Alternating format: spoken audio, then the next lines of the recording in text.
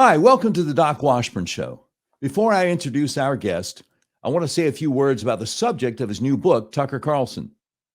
A few months ago, before Fox News took him off the air, Tucker did an interview on a podcast hosted by someone who goes by the name Chief Nerd. On it, Tucker said, "The revelation that's changed my life is that the media are part of the control apparatus. Their job is not to inform you. They are working for the small group of people who actually run the world. They are their servants. They are their Praetorian Guard. And we should treat them with maximum contempt because they have earned it." Now, if you consume cable news and you realize we are being conned about Ukraine, the vaccine, the transgender issue, election integrity, January 6th, and other important issues, you have one man to thank, and that's Tucker Carlson. Where so many others chose to just go along to get along, Tucker insisted on doing whatever he could to get the truth out. Now, all too often, he was a lone voice crying in the wilderness, and I've come to the conclusion that eventually that was probably why he was silenced. Our guest today is Chadwick Moore. He is an author, journalist, and contributing editor of The Spectator. He was a regular guest on Tucker Carlson Tonight on the Fox News Channel, including appearing on the final episode. His new book, Tucker, a biography of Tucker Carlson, is available for pre-order now at tuckerthebook.com.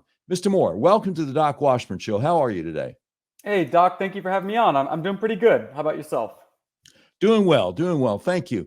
Now, I think I speak for millions of Americans in saying I can't wait for your biography of Tucker Carlson to be released here in a few weeks. You were given unprecedented access to Tucker and a lot of people around him.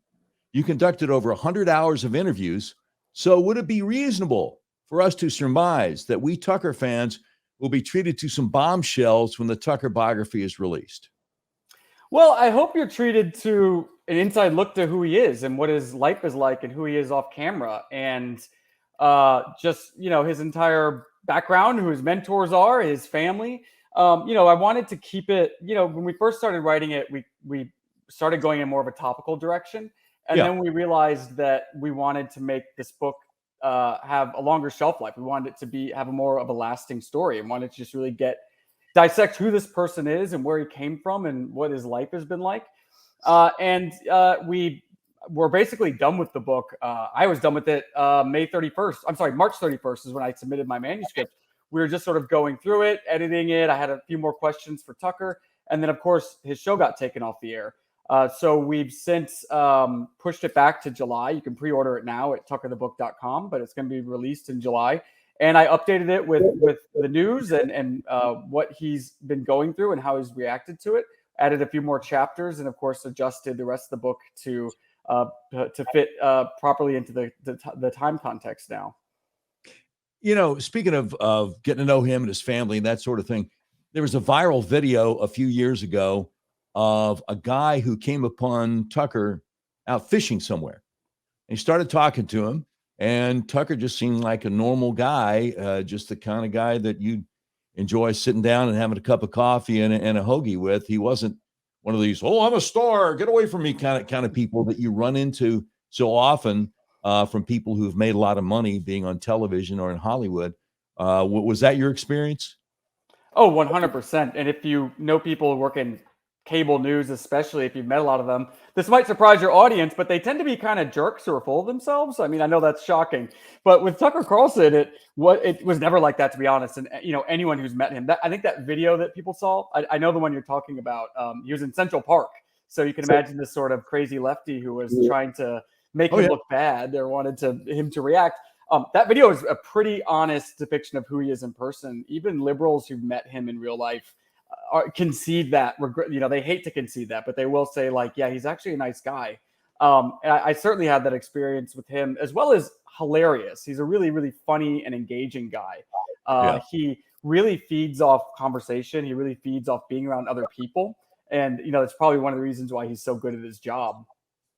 Yeah. So Monday, April 24th, I had Fox News on as I was trying to get ready for some stuff. And Harris Faulkner all of a sudden comes on and makes this little announcement about how Tucker and Fox News have agreed to a parting of the ways, and we appreciate all that he has done as a host, as a contributor before that. And I'm just totally stunned, totally shocked. Ordinarily, he's the most watched show on Fox News. Every once in a while, the 5 will, have better ratings, but usually he's the most watched show. And I'm like, I don't believe this. So Friday, April 21st, his last show, you guys didn't have any idea it was going to be his last show, right? Oh, absolutely not. I was on the show. We had some laughs, and it's funny because it was the whole story is that Thursday was when I was supposed to have my last call with Tucker to kind of tie up some loose ends and ask some questions. And he had a flight that was delayed. He texted me and said, can we push it back to next week? I'm so sorry. I'm stuck at the airport, something. And I said, sure, I'll text you on Monday and we can reschedule. And then Monday this happens. And he, so when I finally got to speak to him afterwards, he said that Monday morning, he woke up early and wrote his monologue that Monday morning, which is unusual for him. Usually he is writing later in the day. When I was profiling him and trailing him, I would see that sometimes at 7:55 p.m. he was still writing his monologue and then rushing off to the studio. But that Monday morning, he had woke up. He had a lot of things on his mind. He wrote his monologue, sent it off to his producers. And at about 11 a.m., Suzanne Scott, who's the president of Fox News, called him and said, we're taking your show off the air. Thank you very much. Goodbye. At the same time, 2 other Fox executives called Tucker's executive producer, Justin Wells, who was in New York. Tucker was in Florida, and told him the same thing. So it was a coordinated hit job from the Fox executives. To this day, they have still not given Tucker a reason, an official reason. And he's been left to speculate ever since. And that first time I talked to him, he was confused and shocked, like millions of people in this country were.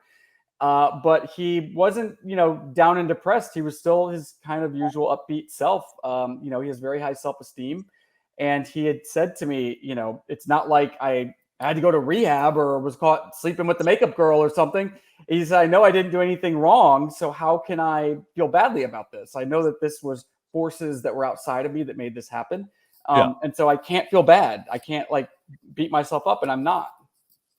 Well, if he's caught in an inappropriate relationship with the makeup girl, he might still have his job. But that's right. True. Yeah. Well, now this goes back to how interesting it is about how the media covered him being taken off the air, because I remember one account that said, well, it was Rupert Murdoch's decision, and his son Lachlan was the guy who pulled the trigger. But obviously, what happened to the extent that Tucker, anybody knows what happens. No, it was the CEO, Suzanne Scott, who called him. So she basically told him, hey, thanks, we're taking you off the air. And if I understand you correctly, of course, he's going to want to ask why. And she's like, no, got to run. Was that basically what happened? That's basically what happened. She wouldn't give him an explanation. Now, she is obviously taking marching orders from someone above her on the News Corp board or one of the Murdochs. I don't know exactly who made that definitive call, but I do know that what I've heard from people about what happened. But they just left him to speculate. He's still, as we're talking right now, he's still an employee of Fox News, and he is still getting a paycheck. He's being paid to not have a show. They're paying him to be silent, basically. Yeah. Now, I wanted to ask you about that, because when I've been talking about this, either on my podcast, because I did a whole podcast about what does Tucker Carlson have to do with the 60 Minutes whitewash of Ray Epps. And I reminded everybody what Tucker had said on that Chief Nerd podcast a few months earlier. And I'm like, here's the perfect example, and I just went through piece by piece, 62 different audio clips, and I'm still doing an audio podcast of what 60 Minutes did. And I'm like, now listen to what they just said. Listen how they parse their words and all this kind of stuff. But anyway, I've been careful not to use the word fired, because when Fox is still giving Tucker a paycheck, and a hefty one at that, he obviously hasn't been fired. They just took him off the air. Why do you think most journalists insist on using the word fired when obviously he's still getting a paycheck, and it seems pretty obvious that Fox News wants to continue paying him until January 2025 to keep him from commenting on the upcoming election and whatever else is out there. Yeah, I mean, I've even slipped up and said fired in the past because it's just kind of in your head. It's in the zeitgeist. But you have print journalists who can read their words before they say them out loud and don't slip up and say fired, who are still saying fired. Right. And maybe I think it's just it's one of those like subtle ways, especially when you work in media. And I used to work in liberal media, so I know how they operate. That you just words, the way you can just twist a word and put an idea out there has so much more connotation. So when you say he was fired, it's like, well, he did something bad. You know, he crossed the line, which is not what happened at all. But people are still saying that in a way. And you know what? The thing that he said to me, he was very gracious about Fox when I talked to him afterwards, and he had nothing negative to say. He doesn't have vengeance in his heart, which I think speaks to his character. But he was hurt that Fox had immediately begun to slander him to the New York Times and say that the reason he was fired, again, he's not fired, you think Fox would know that more than anyone, was because of racist text messages he sent. And the text message they were referring to was not racist at all. So he said to me, you know, I just think that's really crappy that they would kick me on the way out like that. I never said anything bad about them, and I don't understand why they're doing that to me. You know, that was sort of the only thing he had to say about Fox that wasn't gracious, in a way that he was thankful that they had, that the Murdochs particularly had let him speak his mind on his program, particularly when he starkly disagreed with them, primarily with Ukraine, because the Murdochs are big Zelensky guys and Tucker's obviously not. Yeah. Well, now Megyn Kelly on her podcast has said, you know, if whatever he chooses to do, if Fox News says, hey, wait a minute, you're breaking your non-compete or whatever, Megyn Kelly on her podcast, and, you know, she was on Fox for a long time. She kind of knows how things work there. She's like, they can't fire him.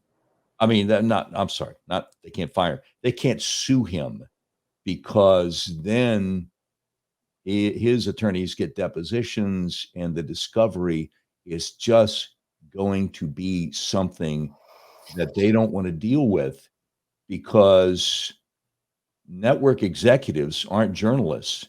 So they can't say, well, you know, I can't give up my sources. They would have to turn over emails and all this kind of stuff. So it's almost as if they didn't really think this through before they did it, right? Well, that would not surprise me, and I'll tell you why. But I trust Megyn Kelly on this stuff immensely, because not only has she been through it with Fox, I think she's an attorney also. So she knows about this stuff way more than I do. And so I believe she knows what she's talking about here. What my sources told me, because, you know, obviously Tucker announced he's going to do a show on Twitter. And although I haven't seen Tucker's contract, my sources told me that Fox didn't have the foresight to include Twitter in their non-compete, because they never thought Twitter would be a competitor. So that's why he's able to do that. But with what you were saying with the executives didn't think this ahead, everyone I've spoken to, even before we announced the book and now after announced the book, I've been on a lot of ex-Fox people's programs, and people who are still at Fox, people who used to be at Fox, all tell me the same thing. And they say management is completely stupid. And everything. And when I say why, you know, the obvious question is, for whatever reason they took a show off, why would they sacrifice their number one host and their ratings juggernaut for this? And everyone says to me, they are dumb. They don't understand their audience, and they still think that they're the Fox News of 20 years ago, which is an indestructible force in broadcasting. They still think that the Fox brand is what matters and not individual personalities. And to be fair, I think for everyone on the network, except for Tucker and possibly Gutfeld, that is true. There's a lot of interchangeable faces. If someone goes off the air and they replace it with someone else, no one cares, or do they notice?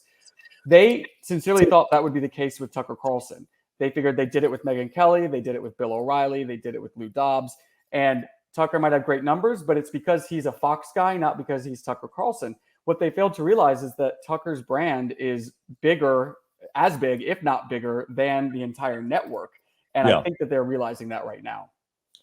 Man, you must have ESPN too. You're reading my mind. I had a question.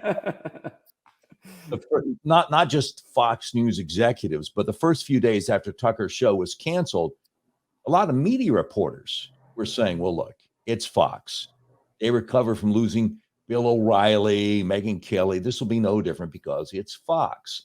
So not just Fox News executives, but a lot of media reporters didn't really understand it's different this time, right?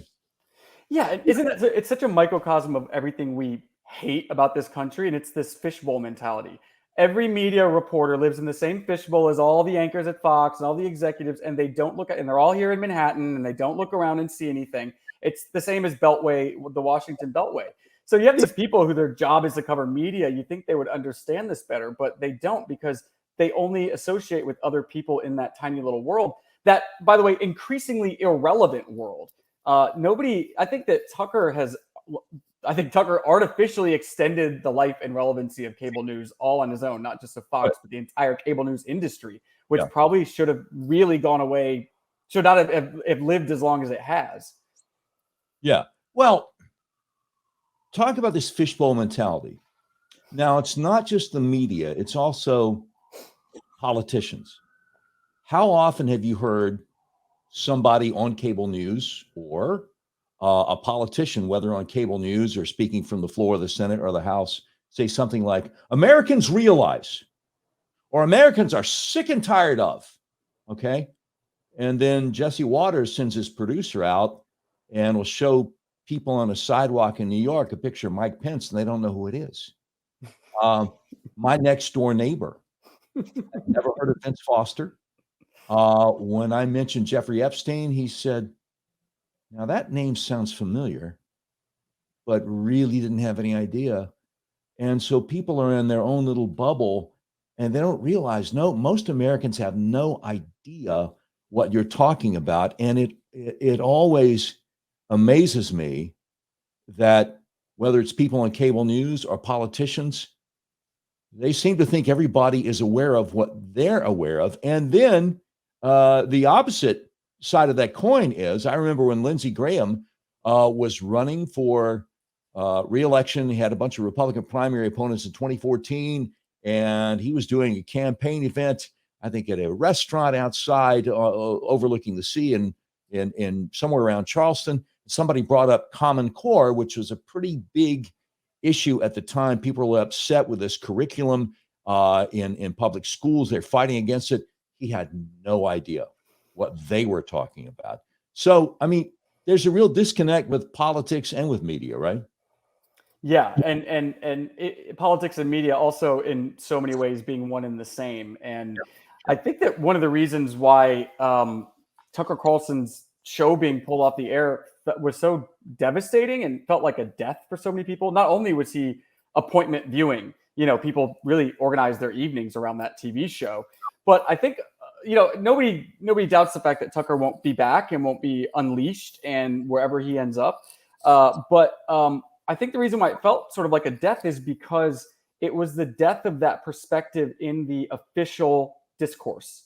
The official discourse being cable news, legacy media, mainstream media.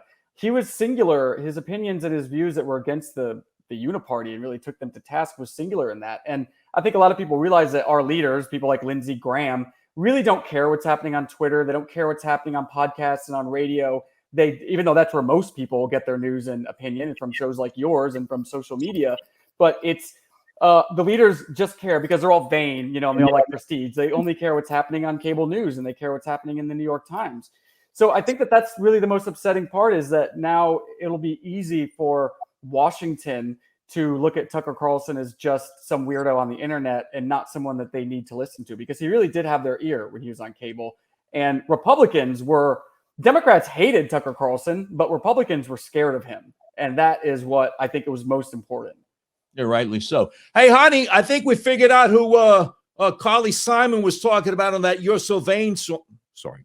No, I didn't deserve that. You're too kind. I'll be here all week. I'm really so, one of the funniest things I think I ever saw Tucker do, it was some months back at the end of his show. And he was talking about the fact that, again, Lindsey Graham had voted for all of these hyper radical judges that Joe Biden was trying to get on federal courts, and he didn't want to talk about it, and he certainly wouldn't come on Tucker Carlson's show, but he'll come on other talk shows. And now here's the great Sean Hannity. who's going to Yeah. have Lindsay in just a few minutes. And Sean looks up and says, "Oh, I'm sorry, Tucker, what was that? I wasn't listening." And so you're like, okay. I don't know if you want to talk about Tucker and Sean, but I just thought Tucker made a good point, and Sean didn't know how to deal with it because Sean keeps on having all these people on and insisting they're conservatives like Dr. Oz, pro-abortion, pro-transgender surgery on minors, pro-gun control, and Sean has him on over and over again. Oh, you're a conservative before Trump endorses him, and that must be maddening for people like Tucker. Yeah, it's I mean, I couldn't get Tucker to say anything about Sean, but I did get some of his producers to tell me some fun Sean stories. And there's one in the book that I particularly love that's really hilarious, but I don't want to spoil it. No. But you could sense the tension between their shows, and I would always pay attention to, especially when the Ukraine war broke out, they stopped the handoff, like the handoff they do, the chummy thing. So there was obviously tension between the content on the shows. I've never met Sean Hannity. I don't know him. I've never watched his show unless it just happened to be on, but I know obviously what it's about. But if I'm being generous to Sean, I would say that his show is politics. So it's a sort of Republican Party, Democrat Party thing, whereas Tucker's show was way more about culture.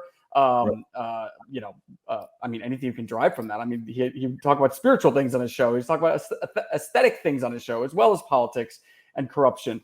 But the difference between those two programmings, and then of course it reflected in the ratings, couldn't be more stark. And I don't really know who cares what the official Republican Party line is on things. But if you do, you go to Sean Hannity's show. And if you wanted someone who wanted to call out both sides, you would go to Tucker's show. Right. Exactly. There's more coming up from our interview with Tucker Carlson biographer Chadwick Moore in just a moment on the Doc Washburn Show. If you've tried to buy a car recently, you realize you may have a hard time finding what you're looking for. People I know have actually bought vehicles from hundreds of miles away from where they live. That's where Red River Auto comes in. Red River Auto is a big old car dealership in the middle of the USA that believes in freedom, including your freedom to buy a car, truck, van, or SUV the way you want to. You can buy online and they'll drive it to you no matter where you are. Red River Auto wants to make your car buying experience as easy and transparent as possible. Red River Auto Group has perfected the online buying process. Just go to redriverauto.com and pick from hundreds of new and used vehicles. You can purchase a vehicle online. If you have any questions, one of Red River's trained experts will help you through the whole process. Red River Auto makes car buying online easy. Your whole car buying process is completely transparent. If you want to buy a car, truck, van, or SUV, order online from the nationwide car dealer that believes in freedom, the dealer that will deliver your vehicle to your front door no matter where you live in the continental U.S., redriverauto.com. You'll be glad you did. I want to tell you about the best kept secret in American healthcare. Are you having problems with sinuses and allergies? Are you experiencing dizziness, vertigo, problems with your blood sugar, fibromyalgia, eczema, psoriasis, migraines? The Arkansas Upper Cervical Center might be able to help you. Let me tell you how. Your skull weighs anywhere from 8 to 15 pounds. It rests on the top bone of your spinal column, the atlas or C1, which only weighs 2 ounces. So it's really easy for your atlas to get out of alignment. If it does, your whole spinal column can get kinked up like a chain. When that happens, your central nervous system isn't able to communicate with the rest of your body as it's designed to do. I had severe hay fever for 5 or 6 weeks every spring all my life and migraines year round. When I got my atlas adjusted, the hay fever went away and the migraines went away for good. Whatever malady you're suffering from, do yourself a favor. Call my friends at the Arkansas Upper Cervical Center, 501-279-2009 for a free consultation. They've helped so many people I know. Please call them to see if they can help you. That number for your free consultation is 501-279-2009.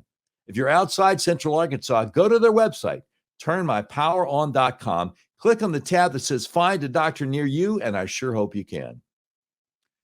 Mike Lindell says because of your amazing support for MyPillow 2.0, he's expanded MyPillow's USA manufacturing and jobs. So he's clearing out his percale bed sheets by giving them to you at closeout prices. King size percale bed sheets, only $39 a set. Queen size, only $35 a set. Full size, $29, and twin size, just $25. Use promo code DWS to take advantage of this once-in-a-lifetime offer. Right now, Mike's biggest My Slippers closeout sale ever is on. Get Mike's all-season My Slippers and sandals at clearance prices. Mike's all-season moccasin slippers are just $25. Mike's My Slipper sandals are just $19.50.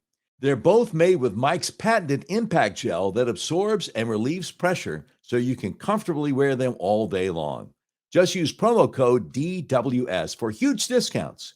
Remember, DWS stands for Doc Washburn Show. MyPillow.com. Quantities are extremely limited at these amazing prices, so please order now. Just use promo code DWS. Okay, now we return to our conversation with Tucker Carlson biographer Chadwick Moore. Now, Dominion's attorneys released a statement claiming that they didn't insist, that's a word they used, they didn't insist on Tucker being fired, but certainly that doesn't mean they weren't happy with what was done to him. Pfizer and BlackRock were probably also pleased, don't you think? Well, what's also interesting in that statement, they did not insist on him being fired. He's not fired. So perhaps they are telling the truth that they did not insist on him being fired. I believe that because he still has a job. I can imagine there are many, many people in corporations and in Washington, if there is a divide between the two at this point, who are, of course, thrilled. I mean, when his show was taken off the air, the Pentagon applauded it. You had Pentagon workers talking to the Washington Post saying they're thrilled and good riddance. What else do you need? And, as Tucker has said to me, perhaps it's just a case of if enough people call for you to be canceled and you don't have anyone super powerful in your corner, then of course you will be. And it's only a matter of time. Everyone knew that his show was going to eventually get taken off the air, but I think most people thought it would have been content related. It would have been due to something he said, on air, or some issue he just really annoyed someone. And perhaps that was the case here, but I don't think anyone thought that it would happen in this way, which was shrouded in such mystery and so sudden. I think most people thought that he would have had some bombshell and then the next day his show got pulled off the air. In this case, it was just, it happened so abruptly and suddenly, and it's still so mysteriously. Absolutely. Okay. Go back to Dominion for just a moment. A lot of people don't remember because people tend to have short memories. After the November 2020 presidential election, Trump attorney Sidney Powell made a lot of claims. She claimed the Dominion software had switched votes from Trump to Biden. Tucker asked for her to present her evidence. She refused to present any evidence, told his folks to stop contacting her. Tucker told us all about it on his show on Fox News Channel.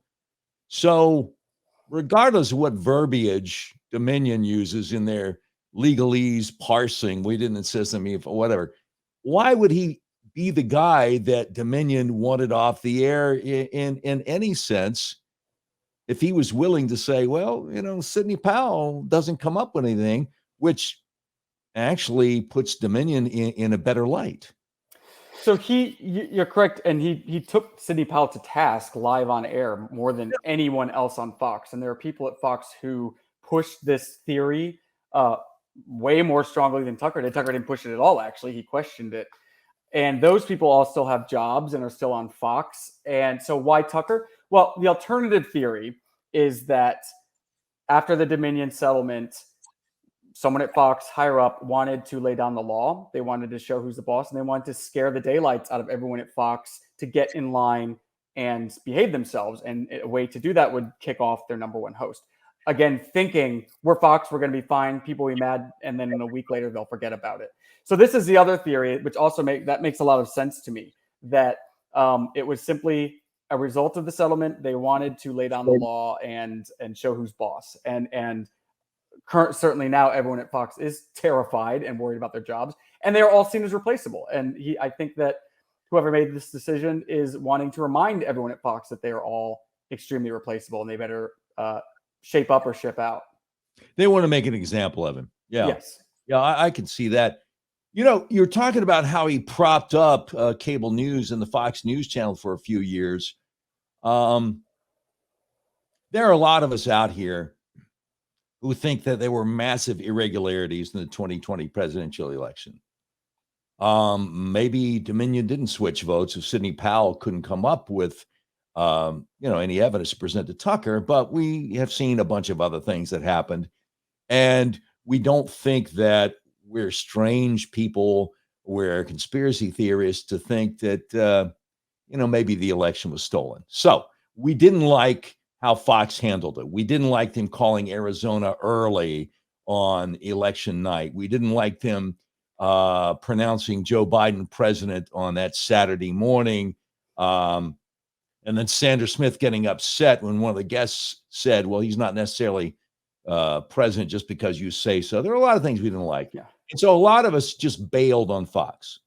My wife and I realized, that Turner Classic Movies channel, they got a lot of great movies on there we've been meaning to watch for years. And you can check the guide weeks in advance. I love that. Yes.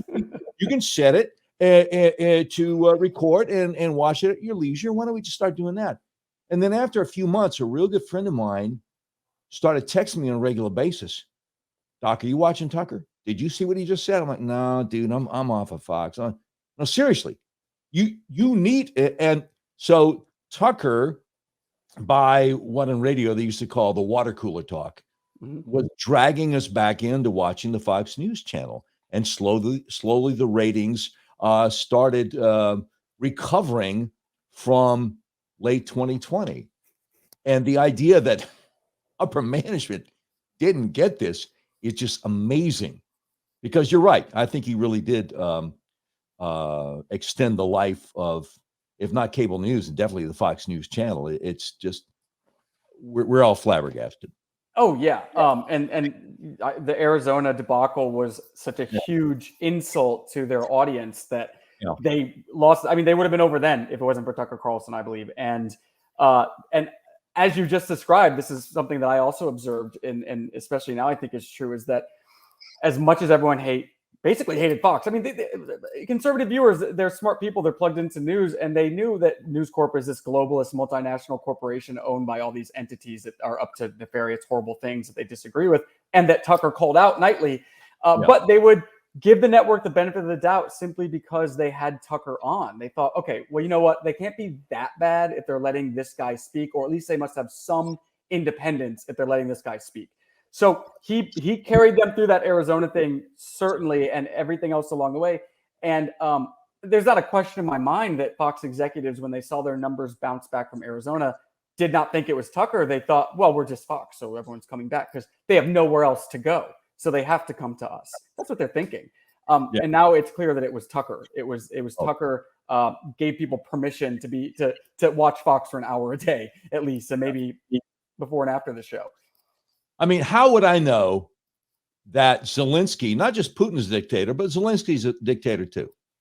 How would I know unless Tucker had video of a guy who went to a grocery store in Moscow and actually whatever sanctions Biden administration has put on Russia aren't hurting the price of food or the supply in grocery stores in Russia? How would I know that Zelensky has been closing churches, has thrown priests in prison, shut down opposition media, outlawed opposition political parties? I wouldn't know any of this stuff if it weren't for Tucker Carlson. And so, again, like you alluded to moments ago, people are seeing this and they're going, okay, nobody else on this whole Fox News channel is saying this, but they're letting Tucker say it. So at least I'm going to watch Tucker.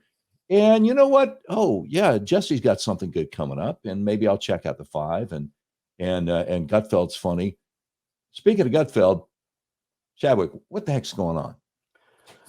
Well, he blocked me on Twitter, which was shocking and mean and childish.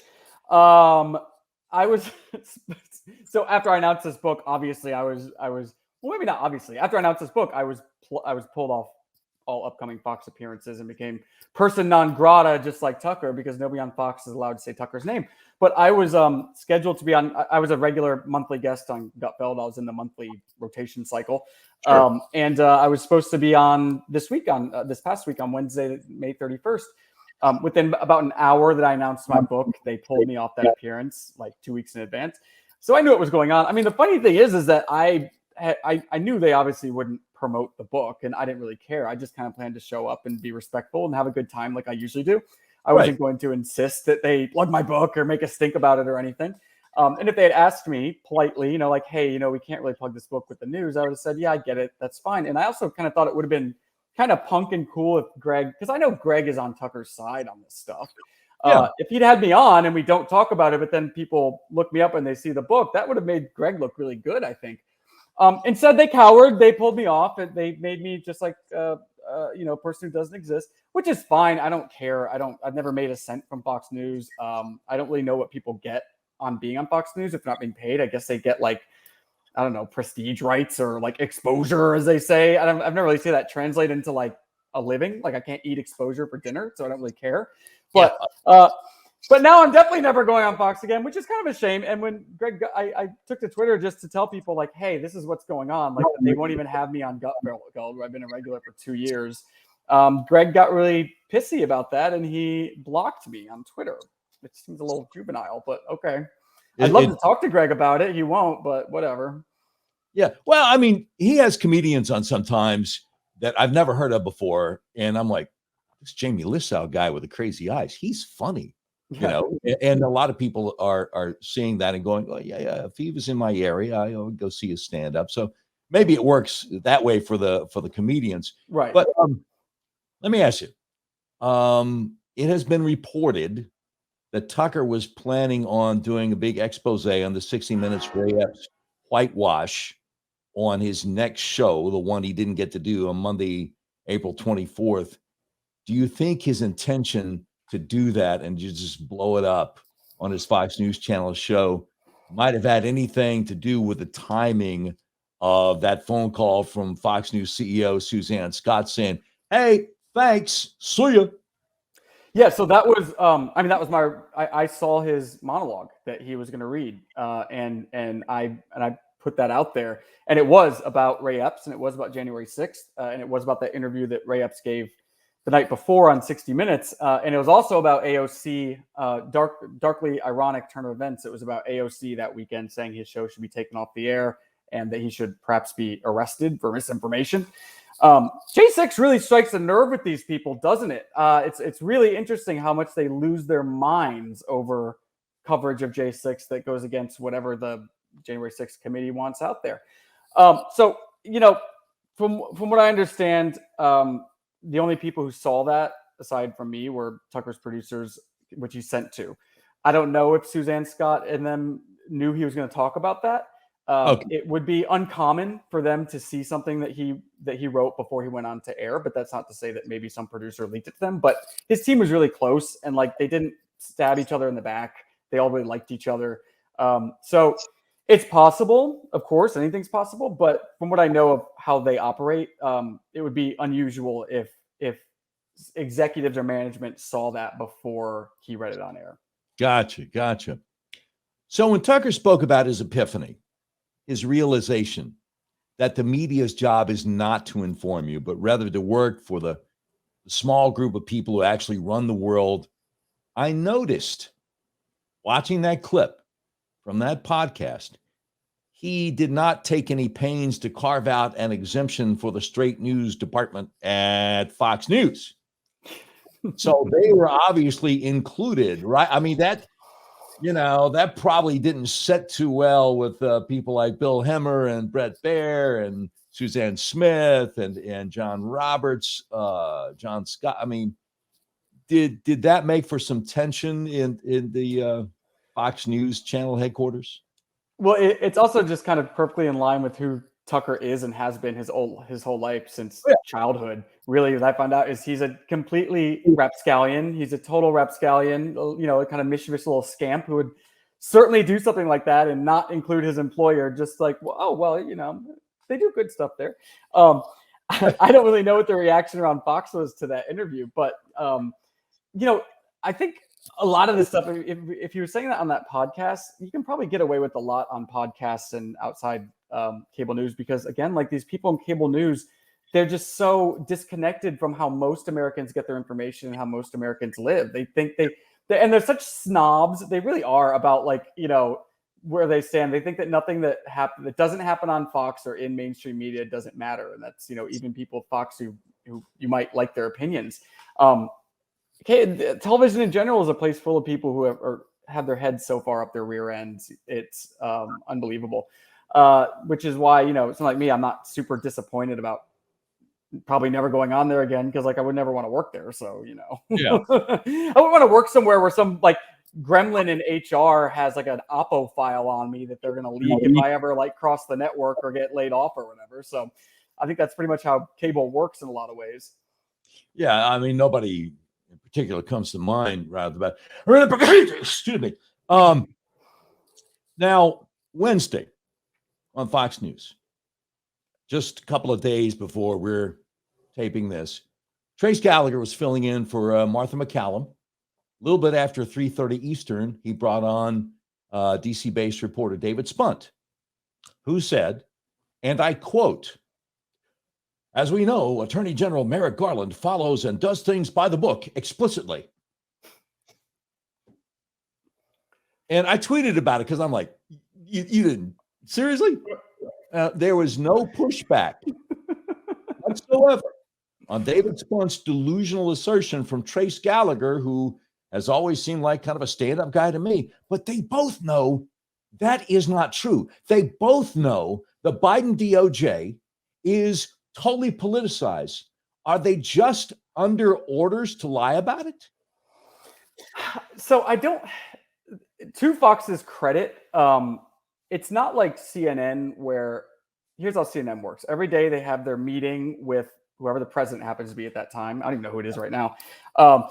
And, they look at the front page of the New York Times and they say, these are the stories that we're doing today, and this is our angle on it. And then every host and producer takes their marching orders to, go on the air. And that's why every show, it's the same stories, the same angle, just different faces reading it. To Fox's credit, Fox doesn't operate like that. Maybe it will start operating like that. I don't know.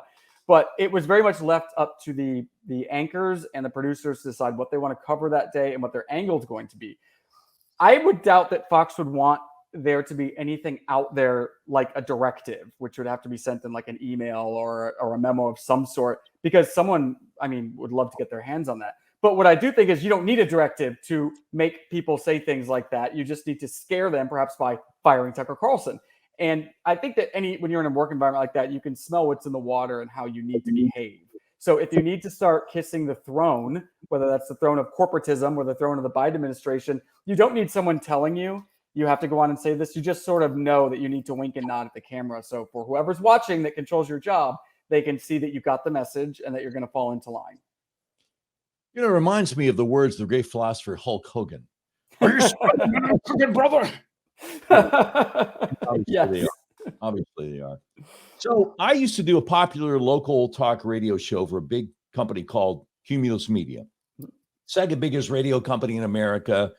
I was blessed to have filled in for Mark Levin's nationally syndicated radio talk show a number of times. Only reason I'm not still doing this was, I wouldn't go with their vaccine mandate, but that's a whole nother show. But when I was still on local talk radio in Little Rock, Arkansas, when I reported that CDC Director Rochelle Walensky admitted that COVID vaccines didn't necessarily protect people from catching COVID or stopping the spread, I realized that if I had reported that the day before, based on available evidence that was already out there, I could have been fired because I was under orders not to cast any aspersions on the vaccine. Similarly, when January 6th happened, immediately a memo came out, which somebody leaked to either the Washington Post and the New York Times. It got all over the media. Cumulus radio hosts can no longer use the terms stolen election or stop the steal. That's a fireable offense. Okay. So I had all that in the back of my mind when Speaker McCarthy gave Tucker access to January 6th video a couple of months ago. Tucker presented a little bit of it on a Monday evening. He said, look, there's going to be more tomorrow night. The next morning, Majority Leader Chuck Schumer had a fit, demanded that Rupert Murdoch stop him from putting any more January 6th footage on the air. That evening, Tucker didn't play any new footage, but promised to play more Wednesday evening. Wednesday came and went. There was no more new January 6th footage. And I'm sitting there watching him still doing January 6th stories without the new footage. And I'm thinking, I think I know what he's dealing with here. Somebody said, you can't do this. And he's trying to do the best he can under constraints that, I was a local talk radio guy. He's a national Fox News Channel host. Maybe you can say there's no comparison, there's no analogy, but I just kind of felt for him. I'm like, they're doing this to him, and I just felt awful for him. And I don't know if you can comment on that, but if you can, I'd love to know. I guess my only, and this is just an opinion based on what I know about what they had in the tapes and what they saw in the tapes, is that I think that they weren't given the goods. I don't think McCarthy released what needed to be seen. I don't think there's anything in there with the pipe bomber. Remember the pipe bomber? Yeah. I think that's the biggest thing. I don't think there's anything in there with that. I don't think there was stuff. I think they got all this footage, but I don't think it was the real bombshells that I think those are still somewhere that have not been released. Okay. Because, a lot of us have seen on Twitter footage of a woman named Victoria White being viciously beaten by police in the entrance to the tunnel, the Lower West Terrace. And we were hoping to see some things like that. But I just didn't, the timing of, McConnell saying, well, I think it was a big mistake. Made, and then Chuck Schumer just going nuts and demanding that Rupert Murdoch stop him. I was just thinking, Tucker's a good guy. He wants to do it. Somebody's not letting this happen. I will say one thing, though, that a lot of people aren't aware of. You may be aware of it. I don't know. You remember the social media app Parler? Yes. They were basically shut down. Google and Apple both took them off of their cell phone stores 2 days after January 6th. And people had uploaded hundreds of hours of video of what was happening on Capitol Hill on January 6th. And then 2 days later, you can't get to it anymore. But this website, I think it's called ProPublica.org, has all that. And, it's not the official security camera video from, the government, security cameras all over the Capitol, but it's a lot of stuff that people just took. And I don't have hundreds of hours to go through all that stuff, but it might be something that somebody would want to at some point. Yeah, I'm not, I would imagine, I don't know, but I would imagine that Tucker's team took all that with them. So when they reemerge, hopefully they'll be, I don't think that's like the property of Fox News, but maybe it is, to be honest, because those contracts can be insane. So it could be, maybe it's a property of Fox News now. I simply don't know. But you mean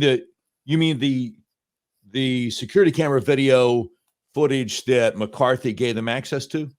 Because this Parler stuff is stuff that people just took, and he could do something with that might really surprise people. Yeah, well, ProPublica is like super left-wing crazies. Yeah, so I don't know if they probably burned it. If there's anything in there. No, it's still out there. I don't know. I know there's crazies, but they're also muckrakers, and who knows? Who knows? Yeah. Coming up, the conclusion of our interview with Tucker Carlson biographer Chadwick Moore. The great Ronald Reagan once said, inflation is as violent as a mugger, as frightening as an armed robber, and as deadly as a hitman. Have you thought about the benefits of investing in precious metals?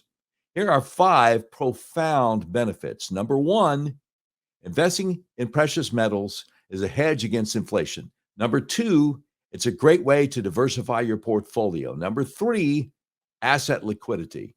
Number 4, precious metals tend to be a store of value. They don't tend to depreciate over the long haul. And last but not least, number 5, precious metals can be a hedge against geopolitical uncertainty and the struggling U.S. dollar. Andrew Sorcini with Beverly Hills Precious Metals has been involved in gold and silver for over 40 years. Beverly Hills Precious Metals brings precious metals to the homes of everyday American citizens. Mike Flynn told us about them, and they are our gold buyer of choice. To find out more, just Google Beverly Hills Precious Metals. Make sure you ask about the General Mike Flynn silver coin and tell him Doc Washburn sent you. Beverly Hills Precious Metals helps folks protect their finances, wealth, and investments. If you want to drop your big liberal cell phone carrier, Patriot Mobile, America's only Christian conservative wireless carrier, is a perfect solution. Patriot Mobile has exceptional nationwide coverage and uses the same towers the main carriers use. Patriot Mobile guarantees your coverage.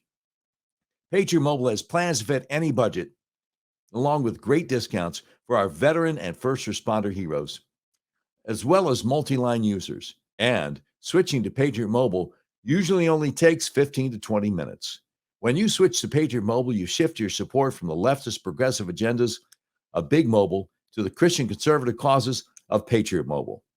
Patriot Mobile donates a portion of every dollar earned to organizations that fight for causes you care about. A portion of every dollar they earn is given back to the causes that support organizations that fight for First Amendment religious freedom, freedom of speech, Second Amendment right to bear arms, sanctity of life, and the needs of our veterans and first responders. Now more than ever, it's important to band together and support companies that share our conservative values. Switching is easy. Just do what I did. Go to patriotmobile.com or call their U.S.-based customer service team at 972-PATRIOT. Make sure you use promo code DOC, that's DOC, for free activation. Yeah, let me ask you something. Why continue shopping big box stores if you can get the items you need from a family-owned company? Now you can get around this crazy inflation by shopping factory direct at a family-owned, made-in-America manufacturer. Americans are walking away from the big box conglomerates and deciding to buy only USA. Join with fellow patriots to cut off the cash flow of the big woke corporations that are trying to destroy our country. These products include fresh American-raised beef, raised in the Montana mountains near Yellowstone. This beef is known as Never Ever. Never has the animal ever been exposed to antibiotics, hormones, or vaccines. This prime or high-choice beef is shipped directly to your door. Pricing and availability is exclusive only to our members and isn't shipped anywhere else in the world. Let's start voting with our dollars to make sure our purchases are supporting companies that promote freedom.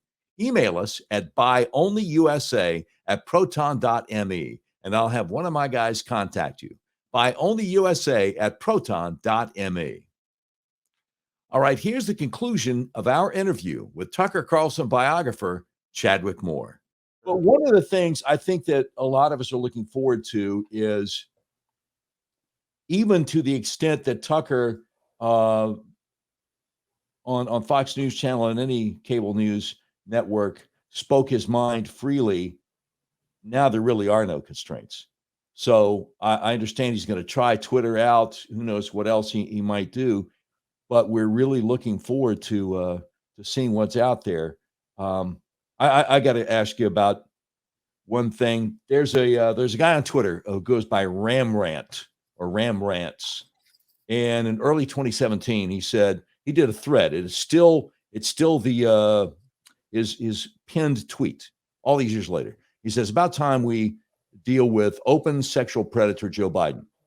So every 2 years, and I don't know if you've seen this, I don't know if Tucker's seen it, I don't know if anybody in Fox News has seen it, but every 2 years, when it's time to swear in new United States senators or U.S. senators who have been reelected, the vice president gets to do the swearing in, and the whole family comes up, sometimes 3 generations, put your hand on the Bible.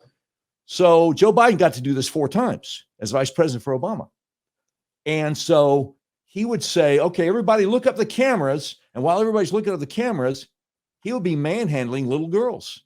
And it's on C-SPAN. And the video's out there. It's Ram Rants, RAMRANTS. And there's this long thread. And you got all this stuff.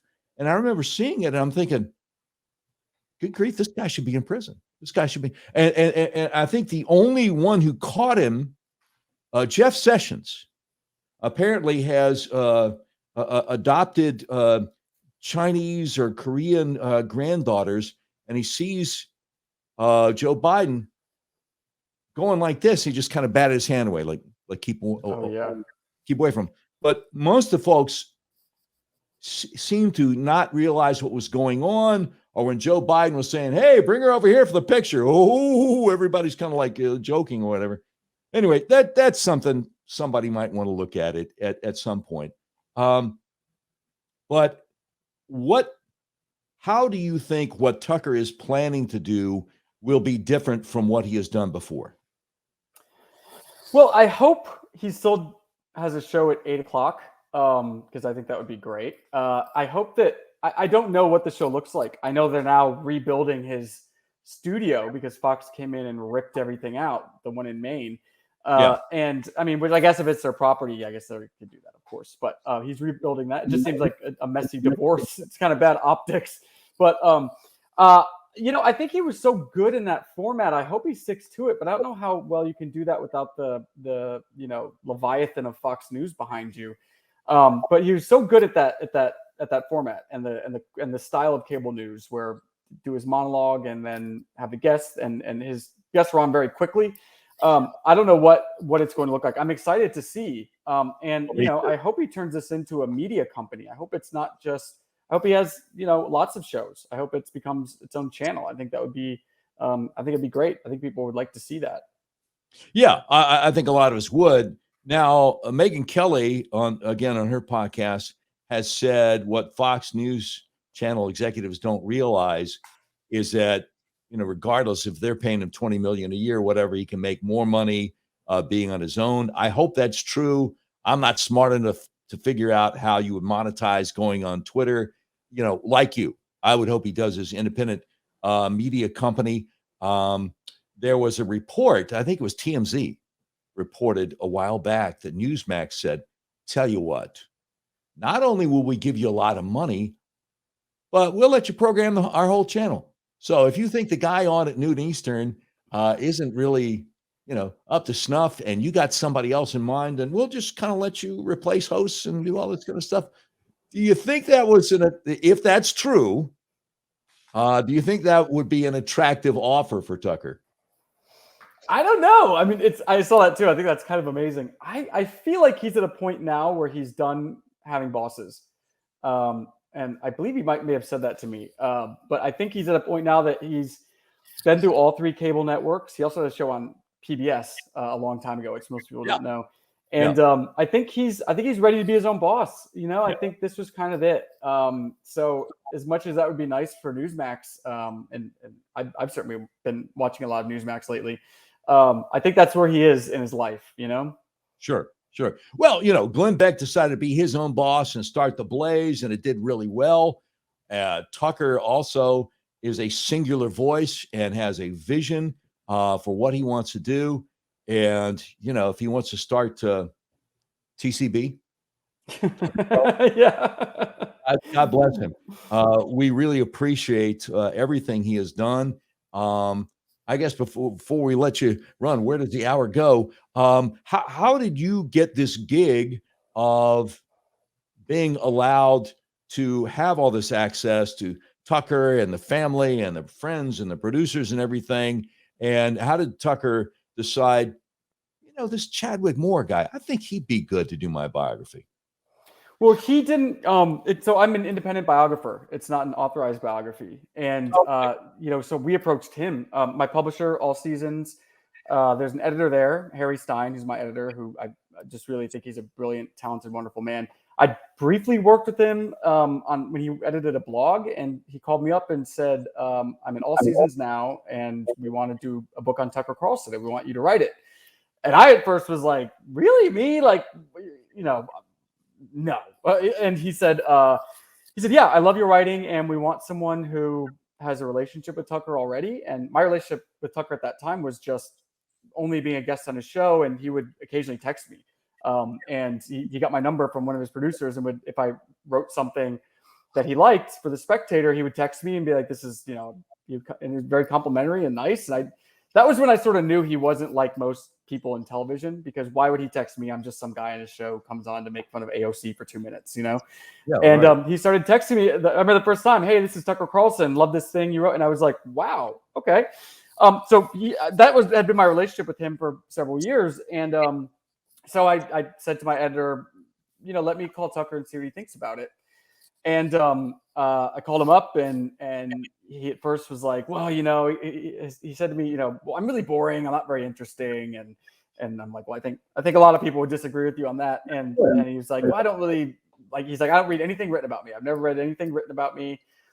So I said, well, maybe it's not a good idea. Thanks for your time. And he said, well, but wait a minute. I really like your work, and I think you're a good writer. And he's like, well, yeah, why not? Let's do it. Sure. Go for it. Wow. So that was early spring of last year. So since then we were kind of off to the races, and I didn't really know how he was going to make himself available to me. I was always very I don't want to consume his time too much, but as I quickly learned, he was always open.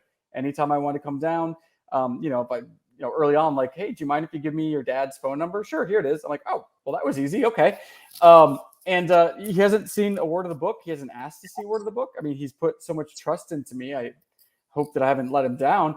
But I'm pretty proud of what we did. I think we did a good book, and I think the goal was to just have some shelf life. Have it not to be a dated work, but something that could last through the ages. That is just, who is this guy, and what's his story, and what's he like? Great, fantastic. Well, Chadwick Moore, people can pre-order the book right now at tuckerthebook.com, right? That's right, tuckerthebook.com, or anywhere books are sold, you can find it. Amazon, Books A Million, Barnes & Noble. If you don't want to give your money to Jeff Bezos, you can order it straight from the publisher at that website, tuckerthebook.com. Fantastic. Chadwick Moore, thank you so much for coming on the program. Give Tucker Carlson our best. And as we say here in the South, y'all come see us. Absolutely. Thank you for having me on. Appreciate it. Thank you. Our tweet of the day is brought to you by RedRiverAuto.com. Red River Auto is a big old car dealership in the middle of the USA that believes in freedom, including your freedom to buy the car, truck, van, or SUV of your choice the way you want to online and have it delivered to your front door anywhere in the continental USA. Tweet of the day. Today's tweet of the day is from a gentleman named Gary Gerhardt Goban. And he has a picture of President Calvin Coolidge from, almost 100 years ago. And there's a quote from Calvin Coolidge.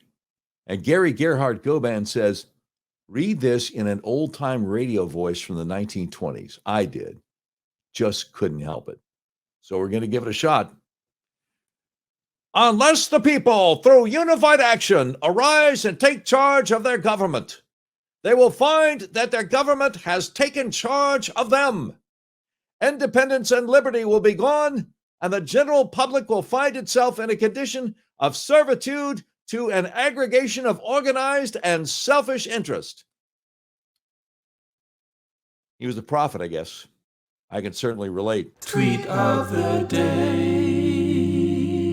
You've been listening to episode 389 of the all-new Doc Washburn Show. The views and opinions expressed on the Doc Washburn Show do not necessarily reflect those of our advertisers, but they love us and we love them. If you have any questions for us, email us at contact@docwashburnshow.com. Today's program has been produced by Tim Terrible, directed by Mick Messy. This has been a terribly messy production. Portions of today's show will be taken overseas and dropped. If you'd like a transcript of today's episode of the all-new Doc Washburn Show, simply peel the roof off a Rolls-Royce panel truck and send it to Mansour's Computer Solutions, 7th floor of the ephemeral B. Smoot Building, Whitehall, Arkansas, in care of Sheriff Mansour Sempier X, Senior Vice President, Engineering, IT, and Interoperability for the Doc Washburn Show. And that's the way it is. Friday, June 2nd, 2023.